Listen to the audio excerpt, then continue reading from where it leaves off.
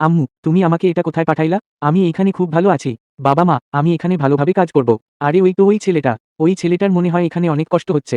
এই তো এইটা নিয়ে নেই। আরে আমার মানিব্যাগে তো টাকাই নেই। এখন আমি কিভাবে কি করব? এই সরো, আমাকে নিতে দাও। এই তো পে করে দিলাম। এই নাও, এখন তুমি পানিটা খেতে পারো। Thank you. তোমার কোনো হেল্প লাগলে আমাকে বলতে পারো। আসলে আমার কিছু টাকা লাগতো। 12 টাকা হবে? ঠিক আছে, এই নাও দিয়ে দিলাম। থ্যাংক ইউ, আমি এখন যাই। ছেলেটা মনে হয় অনেক খারাপ অবস্থায় আছে। ওর বাবা মাও নেই, অনেক কষ্টে আছে। এই তো চলে আসছি, একটুর জন্য লেট হয় নাই। বেঁচে গেলাম। এই দাঁড়াও, তুমি লেট করে আসছো কেন? জরিমানা দাও 500 টাকা। ওর তো কোনো লেট হয় নাই ম্যাম, টাইম মতোই তো আসছে। আরে তুমি এখানে কথা বলছো কেন?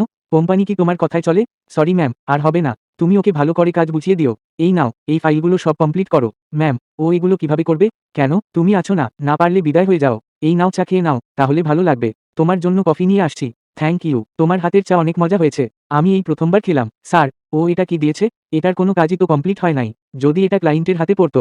স্যার, আমি তো সব কাজ কমপ্লিট করে ফেলেছি। আরে, এই ফাইলটা তো আমার না। এখানে কিভাবে আসলো? নিজের কাজ ঠিকমতো করো না, আবার উল্টো দোষ দিচ্ছ। তোমার কাছে কোনো প্রমাণ আছে?